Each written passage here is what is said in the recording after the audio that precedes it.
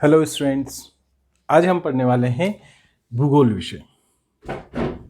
देखिए, जब भी कभी कंपटीशन एग्ज़ाम्स की बात होती है या फिर जब भी कभी कोई भी एग्ज़ाम देने की बात होती है, चाहे वो अपनी स्टेट पुलिस की किसी भी स्टेट की पुलिस के एग्ज़ाम की बात हो या फिर एसआई रिलेटेड कोई एग्ज़ाम हो या फिर सिविल सर्विसेज रिलेटेड एग्ज़ाम हो, तो हमारे दिमाग में सबसे पहला जो जीके से रिलेटेड कोई चीज़ बनती है तो वो होता है भूगोल। क्योंकि ये एक ऐसा सब्जेक्ट बनता है जिसके लिए हर व्यक्ति को जिसके बारे में नॉलेज होना आवश्यक होता है।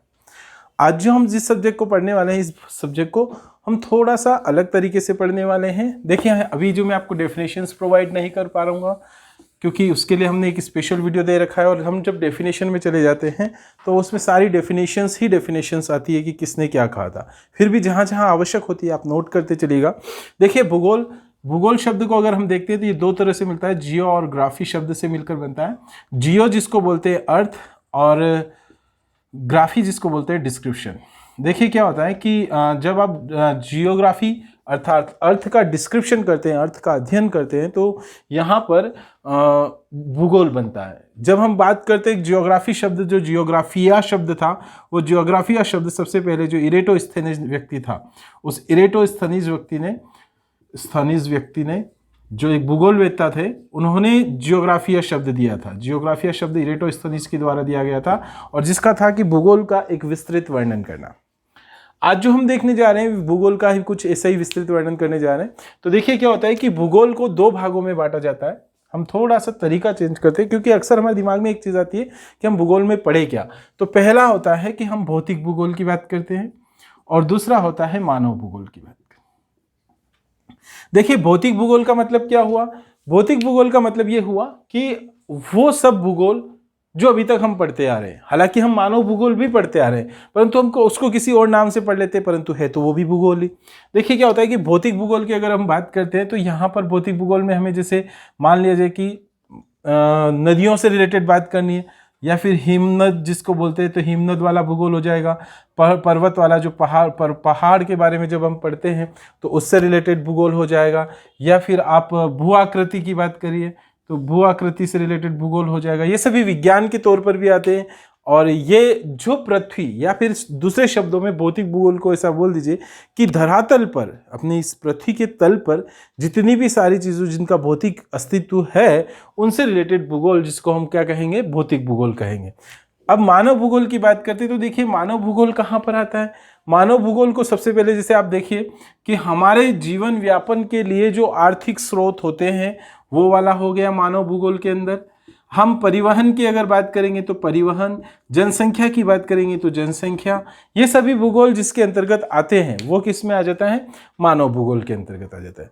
तो हम भी इसी पोर्शन से स्टार्ट करने वाले हैं, क्योंकि जब अगर हम इससे स्टार्ट करेंगे तो ये एक पोर्शन मिल जाएगा जिसको अपन बोलते हैं इकोनॉमिक्स वाला सेक्शन बन जाता है। फिर भी हम उसको भी देखेंगे। आप हर वीडियो को देखिएगा, ये एक पहला वीडियो है जिसके अंतर्गत आपको शुरुआत से बेस से बताया जा रहा है, तो आपको हर एक चीज़ डिटेल में मिलती जाएगी। नोट अगर नहीं भी करें तो आप ध्यान से सिर्फ सुनिएगा, क्योंकि इसमें हर चीज़ आपको डिटेल में और व्यवस्थित तरीके से एक सीक्वेंस से आपको प्राप्त होगी। तो देखिए क्या होता है कि काफ़ी समय पहले की बात थी जब पहले लोग भूगोल के बारे में नियमित अध्ययन नहीं करते थे, कुछ कुछ बातें बताते थे, लेकिन जिसको नियमित भूगोल का नियमित अध्ययन, रेगुलर स्टडी जिसको बोलते हैं, वो करने का जो श्रेय जिसको जाता है वो जाता है टॉलमी को। टॉलमी नाम सुना होगा आप लोगों ने, नहीं तो ध्यान रखिएगा। और ये लगभग 140 ईस्वी के समथिंग की बात है। और इस समय में टॉलमी के यहाँ से, टॉलमी ने जो भूगोल के बारे में नियमित अध्ययन करने की बात की थी तो वो 140 ईस्वी में की थी। अब देखिए क्या होता है कि इन्होंने क्या कहा था। इन्होंने कहा था कि जो पृथ्वी है वो पृथ्वी ब्रह्मांड के सेंटर में है। कहां पर है वो? ब्रह्मांड के सेंटर में। मतलब ये पूरा ब्रह्मांड है और उस ब्रह्मांड के सेंटर में कौन हुआ? पृथ्वी हुई। मतलब हमारी अर्थ हुई। अर्थ जिसको जियो बोलते हैं, जियोसेंट्रिक। तो इस नियम को क्या कहा गया? Geocentric rule. इसको क्या कहा गया? जियोसेंट्रिक। क्यों कहा गया जियोसेंट्रिक? क्योंकि इस रूल के मुताबिक क्या था कि पृथ्वी, ऐसा माना जाता था पहले कि पृथ्वी जो है केंद्र में है और पूरे ब्रह्मांड की सारी चीजें उसके आसपास घूम रही है। अब कुछ समय निकले, लगभग 1000 ईस्वी, 1100 ईस्वी के समथिंग समय आया, और यहाँ पर एक नया रूल आया और उस रूल के बारे में ऐसा बताया गया कि पृथ्वी केंद्र में न होकर ब्रह्मांड, जो ब्रह्मांड है उस ब्रह्मांड के केंद्र में सूर्य है। तो ये एक नया नियम हो गया और इस नियम को कहा जाता है हेलियोसेंट्रिक, जिसमें सूर्य को केंद्र में बताया गया, जबकि जियोसेंट्रिक में कौन केंद्र में था? पृथ्वी केंद्र में थी। अब देखिए क्या होता है कि समय आगे बढ़ता गया, रोज नए नए आविष्कार होते गए, लोग नई नई चीजें बताते गए, तो कुछ और भी आई बहुत सारी चीजें, जिसमें आज हम देखते हैं कि लगभग थोड़ा सा और समय निकला। तो अब समय ऐसा आया कि ब्रह्मांड में नहीं, सन है तो सेंटर में, लेकिन वो सौर मंडल के सेंटर में, और इस ब्रह्मांड में ऐसे बहुत सारे सौर मंडल है। तो सौर मंडल के केंद्र में कौन हुआ? इसके केंद्र में सूर्य हुआ, और इस ब्रह्मांड के अंदर बहुत सारे सौर मंडल है। तो हर सौर मंडल का क्या हुआ? एक सूर्य हुआ, और उसी सूर्य से सभी को ऊर्जा मिलती है। हमारी पृथ्वी में, हम जिस सौर मंडल में रहते हैं, हमारी पृथ्वी के लिए भी सूर्य एकमात्र ऊर्जा का स्रोत हुआ। तो सूर्य जो है वो एकमात्र ऊर्जा का स्रोत होता है। अब थोड़ा सा और आगे बढ़ते हैं, देखिए क्या होता है कि क्या पृथ्वी पर के इस सौर मंडल में केवल सूर्य होते हैं? नहीं, सौर मंडल के अंतर्गत बहुत सारे ग्रह होते हैं, बहुत सारे उपग्रह होते हैं। आप सौर मंडल में देखिए कि ग्रह होंगे, इसमें उपग्रह होंगे, तारे होंगे, पुच्छल तारे होंगे। हम देखेंगे पुच्छल तारे भी किसको कहते हैं, है ना। आप इन तारों, पुच्छल तारों, देखिए बहुत सारे जब तारे होते हैं तो आप इसे शब्दों में ऐसे समझिए कि एक सौर मंडल के अंदर बहुत सारी मंदाकिनी होती है, लगभग बिलियंस ऑफ मंदाकिनीज आर देयर, मीन्स इसमें बहुत सारी मंदाकिनियां होती है। और वो जो मंदाकिनी होती है, उस मंदाकिनी में बहुत सारे, मतलब मान के चलिए कि 100 लाख तारों के करीबन इसमें बहुत सारे तारे इसमें होते हैं। तो उन सभी तारों का एक संग्रह जो बनता है। अच्छा, आकाशगंगा और मंदाकिनी में थोड़ा सा अंतर हो जाता है। हमारी आकाशगंगा का नाम है दुग्ध मेखला, है ना। तो देखिए क्या होता है कि आकाशगंगा एक अलग चीज हो जाती है। आकाशगंगा एक सर्पिलाकार होता है या एक डिस्क के रूप में होता है, इस तरह से। हमारी आकाशगंगा जो है वो इस तरह से, लेकिन मंदाकिनी में तो लाखों तारे होते हैं जो एक सीक्वेंस में होते हैं। बहुत सारे तारों का समूह क्या कहलाएगा? मंदाकिनी कहलाएगा। आगे बढ़ते हैं हम थोड़ा सा कि ये जो बहुत सारे तारे वगैरह ये सब चीजें हैं, ये आई कहां से? ग्रह कहां से आए, उपग्रह कहां से आए, तारे कहां से आए? तो यहां पर एक कॉन्सेप्ट आता है जिसको बोलते हैं बिग बैंग। सुना होगा आपने नाम बिग बैंग का, जिसको बोलते हैं महाविस्फोट। जिसको क्या बोलते हैं? महाविस्फोट। तो हम हमारे चैप्टर की शुरुआत यहां से करते हैं, महाविस्फोट वाले से, जिसके अंतर्गत उसके बाद ग्रह आएंगे, उपग्रह आएंगे, तारे आएंगे, हमारी पृथ्वी भी आएगी। तो अगर हम बात करते हैं कि जो बिग बैंग का सिद्धांत है, तो देखिए क्या होता है कि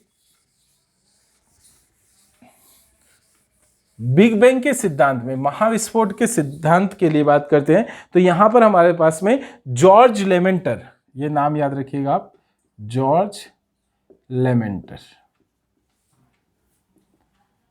ये खगोल शास्त्री हैं, और इन्होंने बिग बैंग के कॉन्सेप्ट को दिया था कि बिग बैंग का कॉन्सेप्ट, महाविस्फोट का कॉन्सेप्ट। तो इस महाविस्फोट को कॉन्सेप्ट को हम देखते हैं। अगले 2 मिनट के अंदर ये सारी चीजें क्लियर हो जाएगी कि जैसे कभी अपना हेडेक होता है, सिरदर्द होता है, तो सिरदर्द ऐसा होता है कि जैसे अब बस फटने ही वाला है, उसके अंदर जैसे गर्म भी रहता है और इस तरह से। तो ठीक उसी तरह से सूर्य सबके केंद्र में था। यहां पर 2 गैसें थी, हाइड्रोजन और हीलियम, हाइड्रोजन एवं हीलियम। यहां से आप ध्यान भी रख सकते हैं कि सूर्य के अंदर ये दोनों ही गैसें होती है। फिर यहां पर जिसका आयतन तो छोटा था लेकिन घनत्व तो बहुत ज्यादा था, है ना, और ताप भी बहुत ज्यादा था यहां पर। तो ये सब चीजें, छोटे का मतलब बिल्कुल छोटा नहीं, थोड़ा सा छोटा, है ना, ये ऐसा एक पिंड हुआ करता था जिसके अंदर 2 गैसें हाइड्रोजन और हीलियम थी।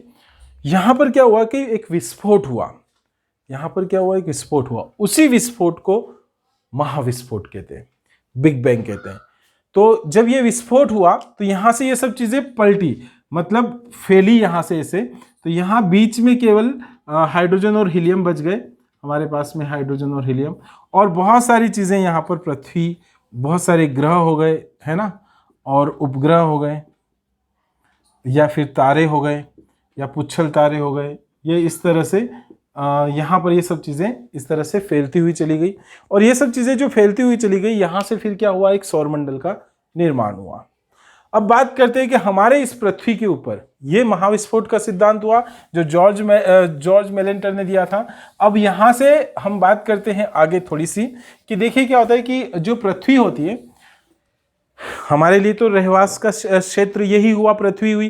तो ये जो पृथ्वी होती है ये यहां पर जैसे हम मान लेते हैं ये सूर्य है और सूर्य के अंदर दो गैसें होती है और इस पृथ्वी पर सूर्य ही एकमात्र एक ऐसा ऊर्जा का स्रोत है जहां से केवल वहां से ऊर्जा मिलती है, बाकी उसके अलावा हमें ऊर्जा कहीं नहीं मिलती।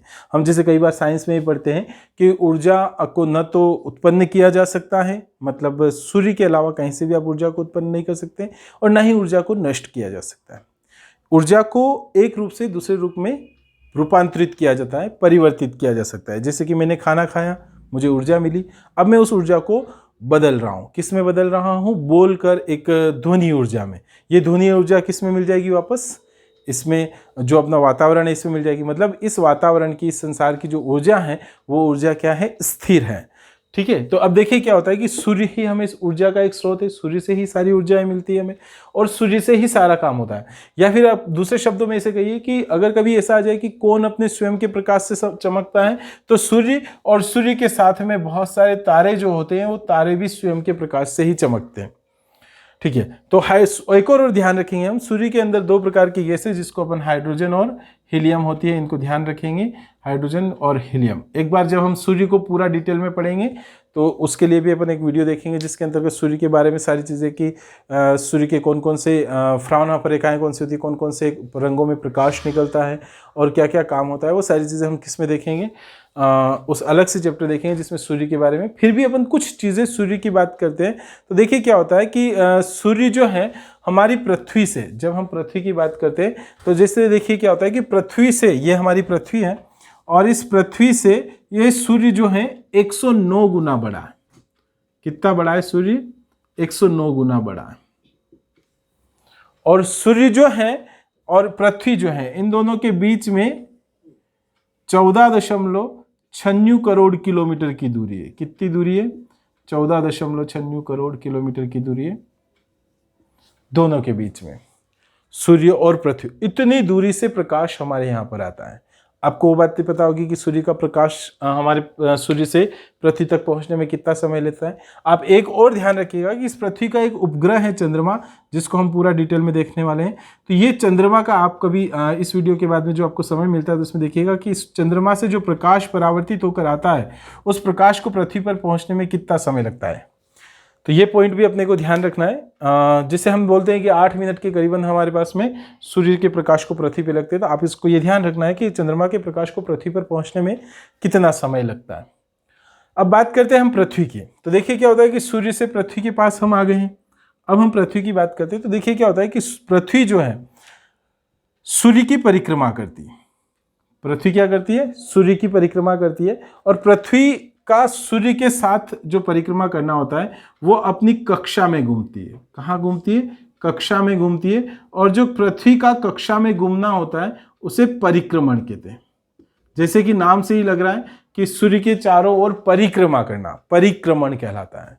क्या कहलाता है? वो परिक्रमण कहलाता है। और ये जो पृथ्वी रहती है अपने खुद की एक काल्पनिक रेखा होती है जिसे उस अक्ष कहा जाता है। कौन सी रेखा होती है? एक काल्पनिक रेखा जिसे पृथ्वी का अक्ष, या फिर अभी आपने कभी उसका शब्द सुना होगा धुरी, एक और शब्द जो इसके लिए यूज में आता है धुरी। तो या तो आप काल्पनिक रेखा की बात कर लीजिए या धुरी की बात कर लीजिए। तो धुरी पर घूमना है ना, वो जो रहता है परिभ्रमण कहलाता है। परिभ्रमण घूर्णन, उसको क्या कहेंगे हम? घूर्णन के नाम से। तो पृथ्वी का स्वयं के अक्ष पर घूमना घूर्णन कहलाता है, जबकि पृथ्वी का सूर्य के चारों ओर घूमना क्या कहलाता है? परिक्रमण कहलाता है। तो अब हम स्टार्ट करते हैं पृथ्वी के बारे में कुछ चीज़ें।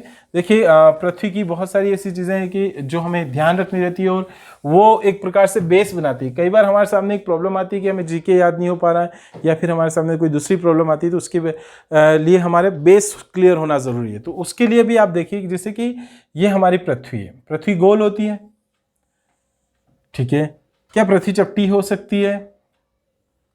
हम मान लेते हैं थोड़ी देर के लिए कि पृथ्वी चपटी भी हो सकती है। तो देखिए क्या होता है कि पृथ्वी थोड़ी सी यहाँ पर एक, जैसे मैंने अभी बताया था कि पृथ्वी सूर्य के चारों ओर क्या करती है? परिक्रमण करती है, तो वो परिक्रमण जहां करती है वो मार्ग अंडाकार मार्ग रहता है। ऐसे हमारे उपग्रह जो रहते हैं वो पृथ्वी की परिक्रमा करते हैं। पृथ्वी का एकमात्र जो रहता है वो क्या रहता है, वो उपग्रह कौन है, पृथ्वी का एकमात्र उपग्रह चंद्रमा है। तो देखिए क्या होता है कि इस पृथ्वी के ऊपर ये पृथ्वी जो है अपने अक्ष पर, ये पॉइंट ध्यान रखिएगा कि पृथ्वी अपने अक्ष पर 23.5 डिग्री झुकी हुई है। पहला पॉइंट आप ध्यान रखिएगा कि पृथ्वी अपने अक्ष पर कितने डिग्री झुकी हुई है, पृथ्वी अपने अक्ष पर 23.5 डिग्री झुकी हुई है।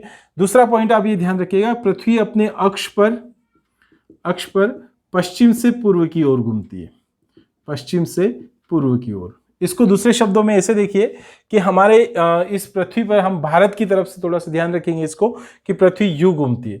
सबसे पहले जैसे इस तरफ अरुणाचल प्रदेश आ जाता है और इस तरफ अपने जैसलमेर राजस्थान का अंतिम छोर आ जाता है, तो सबसे पहले सूर्योदय यहाँ होता है, फिर पृथ्वी ऐसे घूमती जाती है, तो जो जो सूर्य के सामने आता जाता है वो चीज़ों पर सूर्योदय वहाँ पर होता हुआ चला जाता है। तो यहाँ पर एक और पॉइंट अपन ध्यान रखेंगे कि पृथ्वी के अपने अक्ष पर पश्चिम से पूर्व घूमती है। ये घूमने के लिए 23 घंटे 56 मिनट और 4 सेकंड का समय लेती है। कितने सेकंड का समय लेती है? 23 घंटे 56 मिनट और 4 सेकंड का। जबकि पृथ्वी जब सूर्य की परिक्रमा करती है तो इसके लिए समय लेती है 365.26 डेज। कितना समय लेती है ये? 365.26 दिन। और इसी से हम क्या करते हैं कि 4 साल बाद जो ये इसका बचा हुआ रहता है, 4 years लेटर, ये 4 वर्ष के पश्चात क्या हो जाता है, एक दिन पूरा जोड़कर 366, जिसमें हम बोलते हैं कि 29 की फरवरी बना दिया जाता है। 29 का क्या बना दिया जाता है? फरवरी। और यहाँ पर पृथ्वी 23 घंटे 56 मिनट 4 सेकंड में अपने अक्ष पर पश्चिम से पूर्व घूम जाती है। और पृथ्वी का अक्ष पर घूमना घूर्णन कहलाता है। और उस घूर्णन की वजह से ही, जो घूर्णन पृथ्वी कर रही है उसी की वजह से ही दिन और रात बनते हैं। उसी की वजह से क्या बनते हैं? दिन और रात बनते हैं। और जबकि यहां पर अगर मान लिया जाए कि सूर्य से परिक्रमण कर रही है, पॉइंट आप लोग ध्यान रखिएगा कि अगर ये परिक्रमा कर रही है अपने अंडाकार मार्ग पर, तो वहां से वर्ष और ऋतु होते हैं। ऋतुएं जो बनती है वो ऋतुएं किससे बनती है? सूर्य की परिक्रमा करने से। जबकि स्वयं की अक्ष पर घूमने से क्या बनता है? वो घूर्णन बनता है। तो ये पॉइंट आपको ध्यान रखने, कुछ पॉइंट्स। हम थोड़ा सा और आगे बढ़ते हैं। देखिए क्या होता है कि जब हम पृथ्वी की बात करते हैं तो पृथ्वी को आप दोनों तरफ से अपन लेके चलेंगे, थोड़ा सा समझने में आसानी रहेगी। पृथ्वी पर कुछ काल्पनिक रेखाएं होती है, जो काल्पनिक रेखाएं इस तरह से रहती है। जैसे ये पृथ्वी है, इस तरह से पृथ्वी को 2 भागों में बांटने वाली रेखा भूमध्य रेखा कहलाती है। और यहीं से जीएमटी की शुरुआत होती है। तो हम अपने वीडियो को यहीं पर विराम दे रहे हैं। हमने जो अभी थोड़ी बहुत चीज़ें देखी है, हालांकि उनमें से कुछ 2-4 पॉइंट ही आप लोग नोट कर पाएंगे, लेकिन फिर भी उन चीज़ों को ध्यान रखिएगा। हम यहाँ से पृथ्वी के बारे में कुछ पढ़ेंगे, इसकी पृथ्वी की संरचना पढ़ेंगे और पृथ्वी पर कौन कौन सी रेखाएं होती। नेक्स्ट वीडियो में आपको ये सारी चीज़ें मिल जाएगी। फिर भी अगर आपको कोई ऐसा डाउट आता है या कोई ऐसी चीज़ें आती हैं तो हम उसका सॉल्यूशन नेक्स्ट वीडियो में मिलाएंगे। अगर कोई ऐसा होता है तो आप ज़रूर बताएं कमेंट करके, जिससे कि हमें पता लगे कि कौन सी चीज़ें छूट रही है या कौन सी चीज़ें जा रही हैं। ठीक है, और नेक्स्ट वीडियो में हम मिलते हैं, सारी रेखाओं के बारे में पढ़ेंगे और सारे जितने भी पृथ्वी के जितने भी सारी चीज़ें होती है उन सभी को देखेंगे। मिलते हैं नेक्स्ट वीडियो में। Thank you.